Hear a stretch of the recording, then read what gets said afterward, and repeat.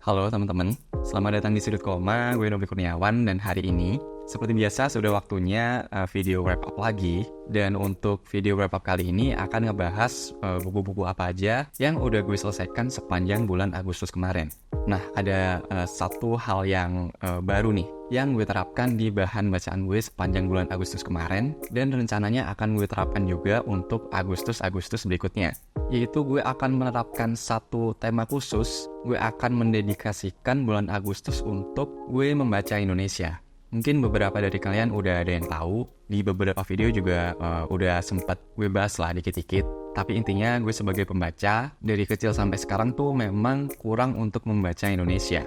Ada fasenya gue suka baca manga, ada fasenya gue suka baca buku ensiklopedia, western comic, novel fantasy, webtoon, literasi klasik Jepang, banyak lah. Tapi menurut gue nggak ada satu era khusus dalam perjalanan gue membaca yang dimana di dalamnya gue banyak membaca buku-buku dari Indonesia gitu. Itu satu problem yang gue notice dan pengen gue perbaiki di sepanjang perjalanan gue bikin Sudut Koma ini. Dan mulai tahun ini gue akan mendedikasikan bulan Agustus untuk gue membaca buku-buku dari Indonesia. Dan ya, udah mulai gue terapin di tahun ini. Maka dari itu, video wrap up kali ini akan full berisikan buku-buku dari autor-autor Indonesia.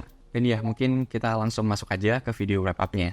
Yang pertama, gue ada baca satu komik superhero lokal yang pastinya kalian juga nggak asing sama namanya, yaitu Gundala. Lebih tepatnya judul terbarunya yaitu Gundala Amuk volume 1 dan 2.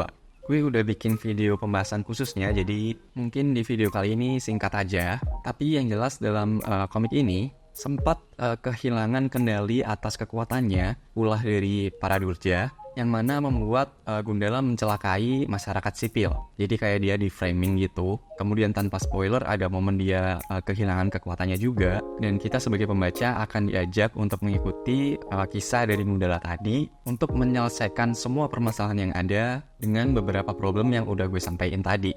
Yang jelas overall gue ngerasa komik ini lumayan oke, walaupun nggak perfect. Gue ngerasa komik yang 2 volume tamat ini kayak terlalu compact gitu. Banyak bagian yang gue ngerasa sequence to sequence-nya tuh enak, tapi banyak juga yang berasa patah. Dan mungkin kalau dia jadi trilogi atau mungkin bahkan bisa sampai 5 volume gitu akan jauh lebih enak sih alur ceritanya. Artnya cukup beda, tapi gue suka. Di sini juga banyak sekali cameo-cameo dari semesta bumi langit lainnya. Dan ya, mungkin itu aja sih selengkapnya. Sekali lagi, kalian bisa tonton video pembahasan khusus yang udah gue bikin. Sekarang kita langsung lanjut ke buku selanjutnya.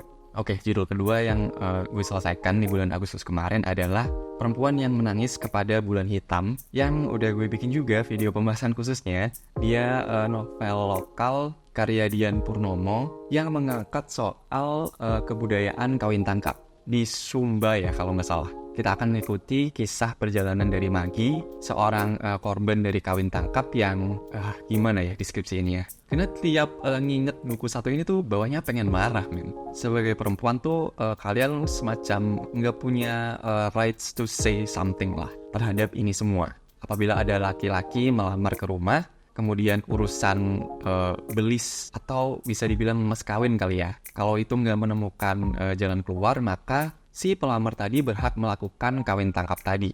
Perempuan diculik secara paksa dan ya, kalau si perempuan menolak, dia akan dianggap melawan adat, membawa kutukan ke kampungnya, kayak gitu-gitulah. Dan untuk kasusnya Magi sendiri, sialnya, pada proses penculikan tadi, dia tuh nggak usah gue jelasin, kalian udah tahu. Keluarganya dan khususnya sang ayah tidak bisa menolong dan dia memutuskan untuk melakukan sesuatu yang antin kebel banget deh untuk membebaskan diri dari ini semua. Waktu dia ditahan usai penculikan tadi, dia memutuskan untuk menulis surat perpisahan untuk sahabatnya, untuk semua orang yang dia sayang, dan kemudian dia memutuskan untuk menggigit nadinya sendiri.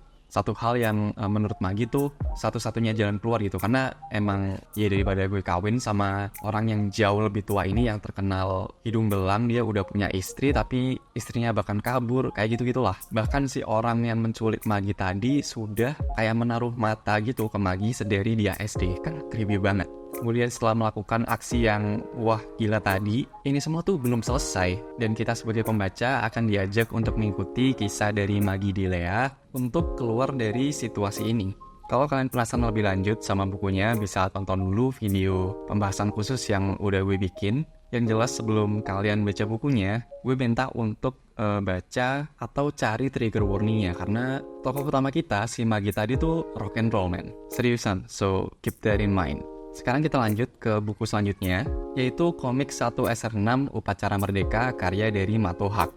Komik lokal satu ini juga udah gue bikin video pembahasan khususnya, dan kayaknya hampir semua buku yang gue baca di sepanjang bulan Agustus kemarin tuh udah gue bikin video pembahasan khususnya. Jadi ya, 1SR6 pun sama, dia nyeritain satu kelas, di komiknya sih disebutin kelas neraka gitu lah ya, yang ditugaskan untuk menjalankan upacara bendera.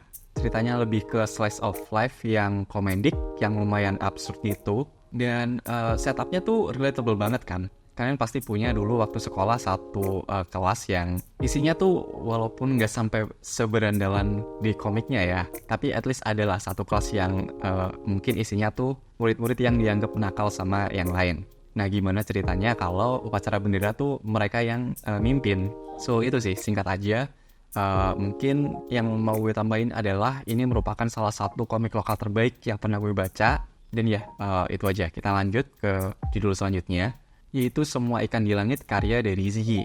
Ini adalah buku ketiga Ziggy yang udah gue baca, dan ya sama seperti buku-buku sebelumnya sudah gue bikin video pembahasan khususnya. Gue nggak tahu Ziggy tuh punya berapa judul buku dengan genre fantasy atau lebih khususnya fantasy anak seperti ini, tapi yang jelas ini merupakan buku fantasy Ziggy pertama yang gue baca. Sebelumnya tuh ada judul Jakarta Sebelum Pagi sama Di Tanah Lada. Gue mau jujur di sini bahwa dari segi kepenulisan, dari segi storytellingnya itu sendiri, gue ngerasa nggak cukup atau nggak se-engaging kedua judul yang udah gue sebutin tadi. Tapi gue sangat mengapresiasi tema fantasy yang diangkat. Dia tuh lebih ke fantasy yang lumayan melibatkan keagamisan. Kalau kalian pernah baca buku klasik Jepang, judulnya kalau nggak salah Semalam di Kereta Bima Sakti yang diterbitin sama penerbit Mai. Nah, vibes-nya tuh hampir sama kayak gitu. Dia dealing sama ketuhanan, kepercayaan, penciptaan, kehancuran, yang mana aspek tersebut gue suka dan sangat gue apresiasi sekali lagi. Tapi dari segi narasi, gue prefer yang Jakarta Sebelum Pagi sama Di Tanah Lada sih. Walaupun masih sangat gue rekomendasikan ya untuk kalian baca. Oke, itu untuk judul kelima yang gue selesaikan di bulan Agustus kemarin. Buku selanjutnya yang gue selesaikan adalah Bumi Manusianya Pram. Udah nggak usah dideskripsiin lagi lah ya.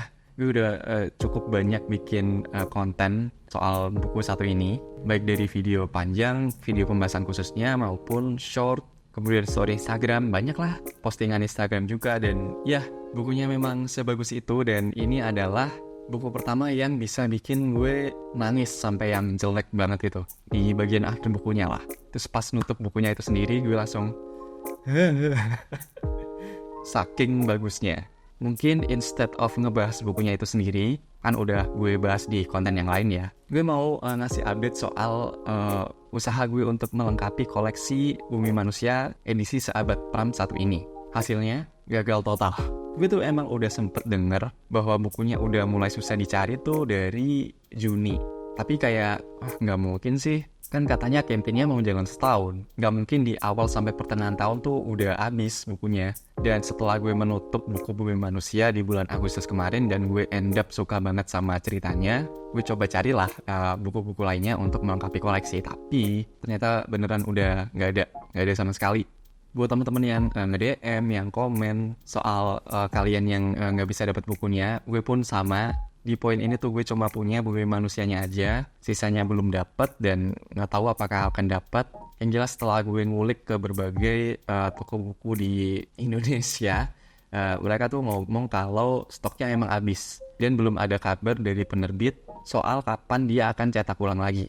Itu bikin kesel sih. Somehow sebagai orang Indonesia tuh kita susah banget ya baca Bumi Manusia. Padahal yang edisi Inggrisnya banyak, yang edisi bahasa lainnya gue lihat di internet juga banyak yang available gitu. Sedangkan kita sendiri sebagai orang Indonesia susah banget, susah. Itu sedih sih, sedih banget. Mudah-mudahan emang habisnya buku satu ini emang gara-gara antusiasme teman-teman yang kelewat luar biasa gitu ya. Dan mudah-mudahan saat ini penerbit sedang dalam proses untuk cetak ulang. Again, dulu tuh banyak yang komen gitu di postingan pre-ordernya bahwa campaign ini tuh setahun nggak akan stoknya aman nggak? Jawabannya aman. Tapi well, pertengahan tahun udah hilang.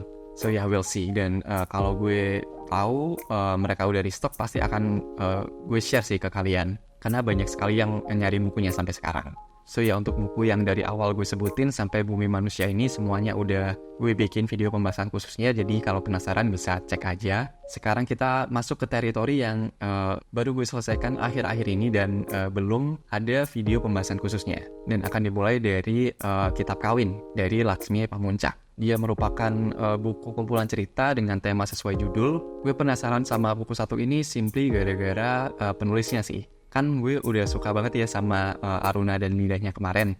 Jadi gue memutuskan untuk baca buku dari Laksmi Pamuncak yang lain. Nah, waktu buka Ipusnas yang available tuh yang ini. Tapi setelah menutup bukunya dan gue coba ngeliat versi fisiknya di websitenya Gramedia, ternyata ada versi terbarunya. Dan ada tulisan dia punya cerita tambahan. So, kalau ada yang udah beli edisi fisik terbarunya, mungkin bisa tulis di kolom komentar bawah.